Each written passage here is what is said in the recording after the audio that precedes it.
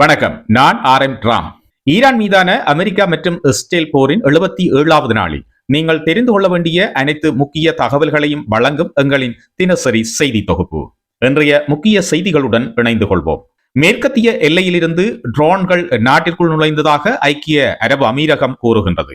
ஐக்கிய அரபு அமீரகத்தின் பாதுகாப்பு அமைச்சகம் 3 ட்ரோன்கள் அதன் மேற்கத்திய எல்லைகள் வழியாக நாட்டிற்குள் நுழைந்ததாகவும் அவற்றில் 2 இடைமறித்து அளிக்கப்பட்டதாகவும் 3வது ட்ரோன் அல் தப்ரா பிராந்தியத்தில் உள்ள பராக்கா அணுமின் நிலையத்தின் உள் சுற்றளவுக்கு வெளியே இருந்த ஒரு மின்சார ஜெனரேட்டரை தாக்கி தீ விபத்தை ஏற்படுத்தியதாகவும் தெரிவித்துள்ளது.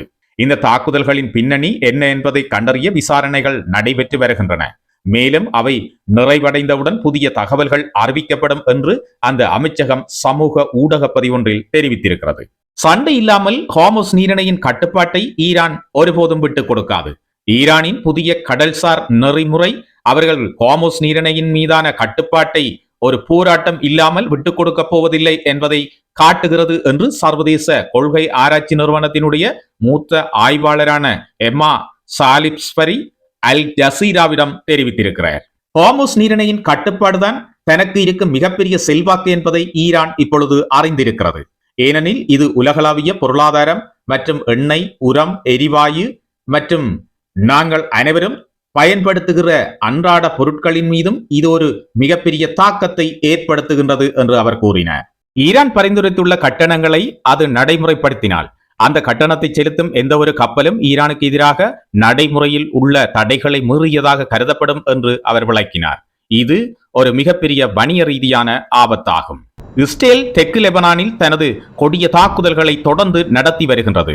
மேலும் இரு நாடுகளின் பேச்சுவார்த்தையாளர்கள் கூறப்படும் பேச்சுவார்த்தை மேலும் 45 நாட்களுக்கு நீடிக்க ஒப்புக்கொண்ட பிறகும் 2 நாட்களில் 100 இடங்களை தாக்கியுள்ளதாக இஸ்ரேல் கூறுகிறது. அமெரிக்கா மற்றும் இஸ்ரேல் தாக்குதலின் நோக்கம் ஈரானில் ஒரு பாதுகாப்பற்ற தன்மையை பரப்புவதே என்று ஈரானிய அதிபர் கூறுகிறார். பாகிஸ்தானின் உள்துறை அமைச்சருடனான சந்திப்பில் ஈரானிய அதிபர் செபக்சியான் ஈரானை தாக்கியதில் அமெரிக்கா மற்றும் இஸ்ரேலின் நோக்கம் பயங்கரவாத குழுக்களுக்கு ஆதரவளிப்பதன் மூலம் நாட்டிற்குள் ஒரு பாதுகாப்பற்ற தன்மையை பரப்புவதே ஆகும் என்று அவர் கூறினார். எங்கள் நாட்டுக்கு எதிராக அவர்களின் நிலப்பகுதிகளை தவறாக பயன்படுத்துவதை தடுப்பதில் ஈரானினுடைய அண்டை நாடுகளின் ஒத்துழைப்பு மற்றும் பொறுப்புணர்வு ஒரு மதிப்புமிக்க மற்றும் பாராட்டத்தக்க செயலாக அமைந்ததால் அந்த திட்டங்கள் தோல்வியடைந்தன என்று அவர் மேலும் கூறினார். பாகிஸ்தான், ஈராக் மற்றும் ஆப்கானிஸ்தான் போன்ற நாடுகள் தங்கள் மண்ணிலிருந்து ஈரானுக்கு எதிராக எந்த ஒரு ராணுவ நடவடிக்கையையும் எடுக்க அனுமதிக்காததற்கு செபக்சியான் நன்றி தெரிவித்தார் என்று பாஸ் செய்தி நிறுவனம் செய்தி வெளியிட்டிருக்கிறது. யுஏஇயின் அணுசக்தி நிலையத்தை இலக்கு வைப்பது முக்கியமான உள்கட்டமைப்புகள் மீதான தாக்குதல் முறையை பின்பற்றுகிறது. பத்திரிகையாளர் நடாசா துராக் கூற்றுப்படி இன்று அதிகாலை ட்ரோன் தாக்குதலுக்கு உள்ளான யுஏஇயின் பராக்கா மின் நிலையம் யுஏஇயின் மொத்த மின்சாரத்தில் 1/4 பங்கை உற்பத்தி செய்கின்ற ஒரு நிலையமாகும். இந்த மின் நிலையமானது யுஏஇக்கு ஒரு மிகப்பெரிய பெறுமதிமிக்க விடயம் மட்டுமில்லாமல் நாட்டின் காலநிலை மற்றும் 2050க்குள் நிகர பூச்சிய உமிழ்வு இலக்குகளில் முக்கிய பங்கும் வகிக்கின்றது என்று துராக் துபாயில் இருந்து அல் ஜசீராவிடம் தெரிவித்தார். இந்த ட்ரோன் தாக்குதலை பார்க்கும்போது இது குறிப்பிடத்தக்க ஒன்றாகும். ஏனெனில் இது ஈரானில் இருந்து வந்திருந்தால் இது யுஏஇயின் முக்கியமான உட்கட்டமைப்புகள், குறிப்பாக மின்சார உட்கட்டமைப்புகள் மீதான தாக்குதல்களின் ஒரு முறையை பின்பற்றுகிறது. முந்தைய தாக்குதல்கள் எண்ணெய் மற்றும் எரிவாயு நிலையங்களை மையமாக கொண்டிருந்த நிலையில் யுஏஇயின் அணுசக்தி நிலையங்கள் மீது தாக்குதல் நடத்தப்படுவது இதுவே முதல் முறை என்றும் துராக் மேலும் கூறினார். துருக்கி அரசாங்கத்துடன் இணைந்து செயற்படுகின்ற ஒரு சமூக சமையல் கூடத்தை இஸ்ரேல் இன்று இலக்கு வைத்திருக்கிறது. இது டீர் எல் பாலா பகுதியில் இடம்பெயர்ந்த பல குடும்பங்களுக்கு சூடான உணவை வழங்கி வந்த ஒரு அமைப்பாகும். டீர் எல் பாலாவில் இடம்பெயர்ந்தவர்களில் பெரும்பாலானோர் நகரின் கிழக்கு பகுதிகளில் வாசித்தவர்களாவர்.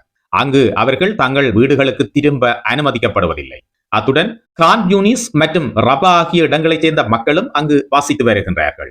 இந்த தாக்குதலில் 3 ஊழியர்கள் கொல்லப்பட்டனர். மேலும் கடுமையான காயங்கள் ஏற்பட்டதாகவும் தகவல்கள் வெளிவந்திருக்கின்றன. நேற்று அல் ஷிபா மருத்துவமனைக்கு மிக அருகில் ஒரு வாகனத்தில் சென்று கொண்டிருந்த 2 பாலஸ்தீனியர்கள் கொல்லப்பட்டனர். அந்த நபர்களும் காவாவில் அல் ஹைர் என்ற மற்றொரு அமைப்புடன் இணைந்து பணியாற்றியவர்களாவர். இந்த சம்பவத்தின் போது ஒரு போலீஸ் அதிகாரியும் கொல்லப்பட்டார். இஸ்ரேல் மக்களை மட்டுமல்ல, காசா முழுவதும் சமூக சேவையாற்றும் அமைப்புகளையும் இலக்கு வைத்து வருகின்றது என்பதற்கு இந்த சம்பவம் ஒரு சான்றாகும். பாகிஸ்தானினுடைய உள்துறை அமைச்சர் ஈரானிய அதிபரை டெஹ்ரானில் சந்தித்திருக்கிறார். பாகிஸ்தானினுடைய உள்துறை அமைச்சர் மோசின் நக்வி தெஹ்ரானில் ஈரானிய அதிபரை சந்தித்திருக்கிறார் என்று தெஹ்ரானினுடைய பாகிஸ்தான் தூதரகம் தெரிவித்திருக்கிறது. சனிக்கிழமை தெஹ்ரான் வந்தடைந்த நக்வி அதிபர் மாளிகையில் கிட்டத்தட்ட 3 மணி நேரம் செலவிட்டார். இந்த சந்திப்பின் போது ஈரானின் உள்துறை அமைச்சரும் வெளியுறவு அமைச்சரும் உடன் இருந்திருக்கிறார்கள். ஹோர்முஸ் நீரிணை மீதான ஈரானினுடைய கட்டுப்பாடானது சர்வதேச சட்டத்தை மீறுகின்றது மற்றும் ஒரு ஆபத்தான உலகளாவிய முன்னுதாரணத்தை ஏற்படுத்துகிறது என்று கத்தாரில் உள்ள ஜார்ஜ் டவுன் பல்கலைக்கழகத்தின் அரசியல் இணை பேராசிரியர் பால் மெஸ்கிரேவ் அல் ஜசீராவிடம் தெரிவித்திருக்கிறார். இது கடல் சட்டம் மீதான ஐநா உடன்படிக்கையை மிக தெளிவாக மீறுகிறது. ஆனால் இதனுடைய தாக்கங்கள் நீரிணையை தாண்டியும் சென்றடைகின்றன. போரின் தொடக்கத்தில் அமெரிக்க ராணுவ தளங்கள் மற்றும் இஸ்ரேலிய நலன்களை கொண்டிருப்பதால் அண்டை நாடுகளை இலக்கு வைப்பதாக ஈரான் கூறியிருந்தது. ஆனால் UAE இந்த தாக்குதல்களில் பெரும் பாதிப்பை சந்தித்தது. இது அண்டை நாடுகளுக்கு இடையிலான உறவை மோசமாக்கி இருக்கிறது.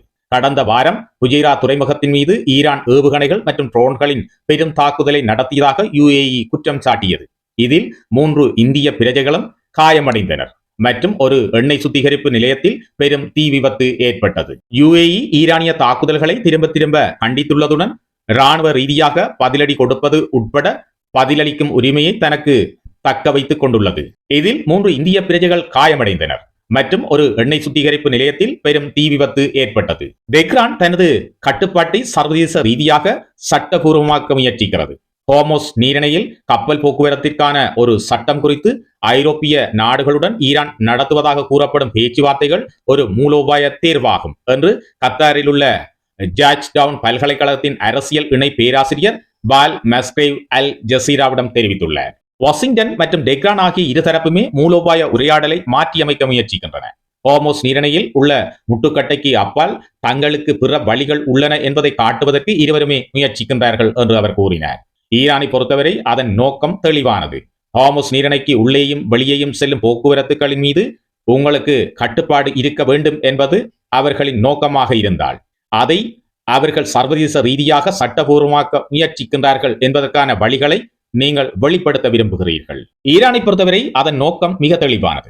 ஹோர்முஸ் நீரிணைக்கு உள்ளேயும் வெளியேயும் செல்லும் போக்குவரத்துகளின் மீது அவர்களுக்கு கட்டுப்பாடு இருக்க வேண்டும் என்பது அவர்களுடைய நோக்கமாக இருந்தால் அதை அவர்கள் சர்வதேச ரீதியாக சட்டபூர்வமாக்க முயற்சிக்கின்றார்கள் என்பதற்கான வழிகளை அவர்கள் வெளிப்படுத்த விரும்புகின்றார்கள். அதிபர் ஷீயுடனான தனது உச்சி மாநாட்டை பயன்படுத்தி ஈரானின் வழிகளை அடைக்க வாஷிங்டன் முயன்ற அதே வேளையில் இது நடப்பதால் இதன் நேரம் முக்கியத்துவம் வாய்ந்தது என்று மஸ்கிரேவ் கூறினார். மேலும் சீனா மற்றும் அமெரிக்காவிற்கு இடையிலான அந்த சந்திப்பில் நீரிணையில் என்ன நடக்கிறது என்பது பற்றி அதிக விவாதங்கள் வெளிவரவில்லை என்று அவர் மேலும் தெரிவித்தார். இஸ்ரேலினுடைய அதிபர் நெத்தன்யாகு அவர்கள் இன்று அமெரிக்க அதிபர் டிரம்புடன் பேச இருக்கிறார். நெத்தன்யாகு தான் இன்றிரவு டிரம்புடன் பேச திட்டமிட்டிருப்பதாக கூறியிருக்கிறார். மேலும் அமெரிக்க அதிபரின் சீன பயணம் குறித்தும் அதுடன் ஈரான் குறித்தும் விவாதிக்க எதிர்பார்ப்பதாக அவர் தெரிவித்திருக்கிறார். இஸ்ரேல் லெபனான் மீது தொடர்ந்து தீவிர வான்வழி தாக்குதல்களை நடத்தி வருகிறது. இஸ்ரேல் லிடானி நதிக்கு அருகிலுள்ள தனது நிலைகளை குறிப்பாக மர்ஜாயுன் மாவட்டம் மற்றும் வடக்கே நபடியே நோக்கி வலுப்படுத்த முயல்வது போல இப்பொழுது தெரிகின்றது. கடந்த ஒரு வாரமாக இஸ்ரேல் லிடானி நதிக்கு வடக்கே உள்ள ஒரு பகுதியை அடைய மிகவும் வலுவாக முன்னேறி வருகிறது. இஸ்ரேல் அங்குள்ள பகுதிகளை கட்டுப்படுத்துவதற்காக அல்லது கைப்பற்றுவதற்காக எந்த ஒரு உறுதிப்படுத்தப்பட்ட தகவல்களையும் வழங்கவில்லை. ஆனால் தாக்குதல்களின் தீவிரம் மிக வேகமாக அதிகரித்து வருகிறது. இன்று ட்ரோன்களின் எண்ணிக்கையிலும் குறிப்பிடத்தக்க அளவு அதிகரிப்பு ஏற்பட்டிருக்கிறது. அவை பெய்ரூட்டின் மேல் மிக தாழ்வாக பறந்ததாகவும் தெரியப்படுத்தப்பட்டிருக்கின்றது. சூழ்நிலை மிக பாதுகாப்பானது என்று கருதும் வரை இராணுவ நடவடிக்கைகளை தொடரப்போவதாக இஸ்ரேல் ஒரு தெளிவான செய்தியை அனுப்ப முயல்வது போல தெரிகின்றது. இவை இன்றைய உலக விவர செய்திகள். நாளை இதே நேரம் உலக விவர செய்திகளோடு உங்கள் அனைவரையும் சந்திக்கின்றேன். தொலைக்காட்சி, தொலைபேசி மற்றும் கணனிகள் வாயிலாக எம்மோடு இதுவரை இணைந்திருந்த உங்கள் அனைவருக்கும் எனது மனமார்ந்த நன்றிகள். காணொலி தொடர்பான உங்களுடைய கருத்துக்களை பதிவிடுங்கள். செய்திகளை புதிதாக பார்க்கின்றவர்கள் உலக விவர சேனலை சப்ஸ்கிரைப் செய்து வைத்துக் கொள்வதன் மூலம் எங்களுடைய செய்திகளை உடனடியாக நீங்கள் காணக்கூடியதாக இருக்கும். மீண்டும் நாளை இதே நேரம் ஒரு புதிய உலக விவர செய்திகளோடு உங்கள் அனைவரையும் சந்திக்கின்றேன். வணக்கம்.